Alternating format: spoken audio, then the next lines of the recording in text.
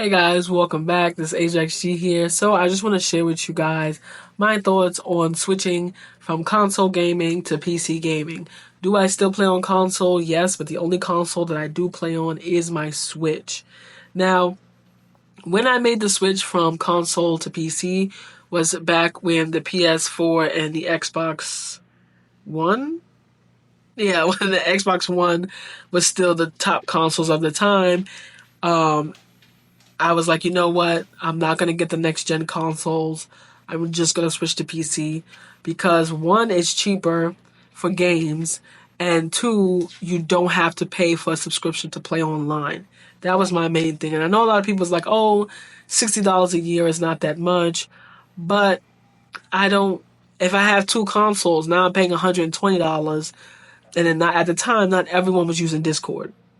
So I was like, I might as well make the switch. And those that want to talk to me can talk to me on Discord. Or we can talk on the phone because I only play with a few people. And then the people that I did play with, they was using Discord. So I was like, all right, cool. And I managed to get one of my friends to switch to PC gaming with me. And she ended up getting a PS5. But I was like, what's the point of getting that? Because you're not going to play it that much. Legit, it's a paperweight. I'm not going to lie. She says she claims that she plays it, but not really. She's mostly on her PC.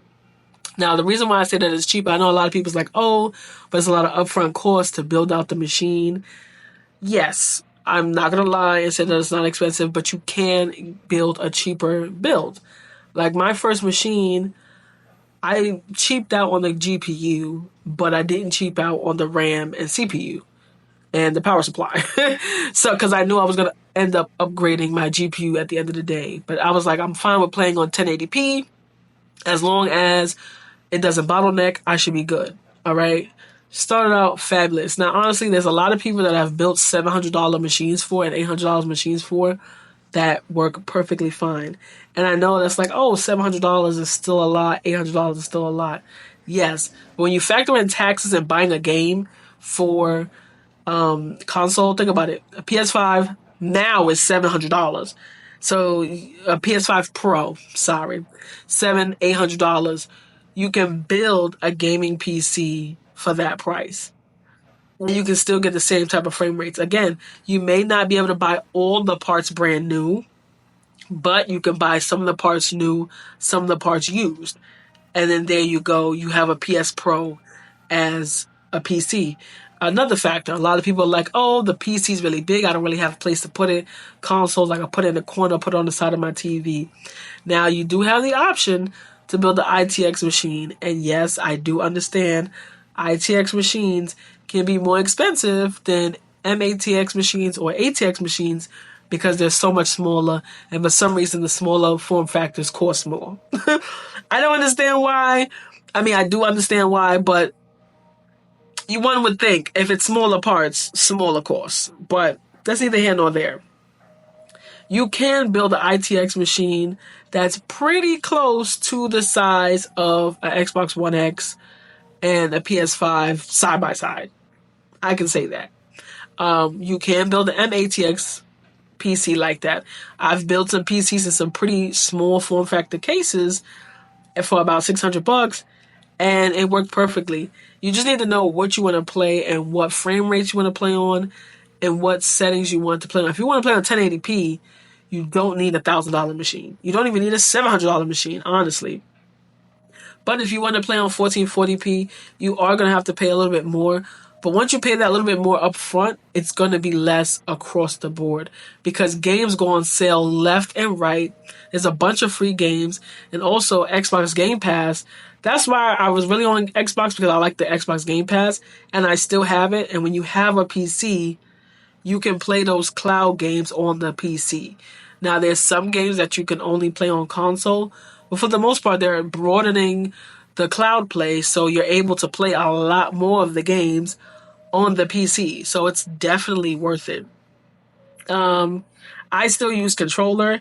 I know a lot of people make the jump to PC and they switch to mouse and keyboard, but it really does hurt my hands at the end of the day. And it's like the middle top of my hand that really hurts. And I'm like, I'm not going to make my hands uncomfortable so I'm not perceived as a noob playing PC games with a controller. I use an Elite controller. I'm sorry. It's comfortable. I've been playing consoles all my life, and I'm going to keep using a controller. Are there some games that I use mouse and keyboard for? Yes. Is it simple games? Yes. Like Stardew Valley? Absolutely. I'm using mouse and keyboard. But then sometimes my hands get fatigued, and I just switch over to the controller. It's not the end of the world. Have I tried playing PC games with mouse and keyboard? Yes. Was I getting a hang of it? Yes, but my hands started really feeling uncomfortable. And I'm not effing up my hands for no video games. We're not doing that. So yeah, that was my experience. If you want, I can show you right here how to build a PC, a gaming PC for under $700, and you can rock out. Is there going to be a lot of room for upgrade? Not really, but at the end of the day, if you really do enjoy it, the most part that you got to upgrade is your power supply, and then your GPU. That cost of the upgrade is not going to be that much. There's a lot of people that I know that's still rocking 8th gen Intels. There's even people that's still rocking 4th and 5th gen Intels because they're that good. And unlike, a lot of computers nowadays, where you got to upgrade every year, you're pretty much good. Like, get your feet wet, get into it, and see if this is something that you like. Now, I understand if you're someone that, prefers hard copies of games. I completely understand that. That is why I still have my Switch. As you see here, I have a bunch of hard copy games for my Switch. I really am a hard copy person. PS4, my Xbox 360 and my Xbox One, I had hard copies of the games. I didn't do digital. But on this, the good thing is you can upgrade your hard drive. Like, if you have a console, you can upgrade, but you got to transfer the games over. This, you can just pop another hard drive in and you're good to go. Now, I use SSDs, but for certain games that I don't play that often, I'll put it on the hard disk drive. It's not the end of the world.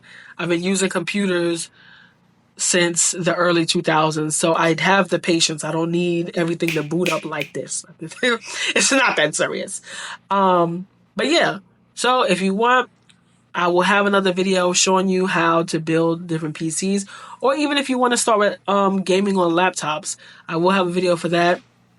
I know a lot of people frown on gaming on laptops, and I don't frown on it, but I'm like, eventually you're gonna want to make the switch, only because the gaming laptops heat up all the time, and you have to have them plugged in any damn ways.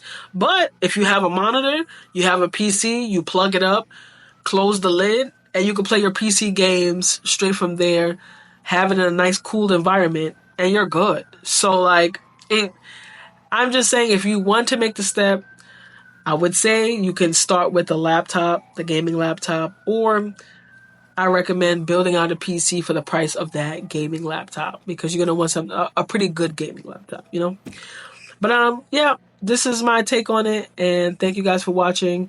Catch you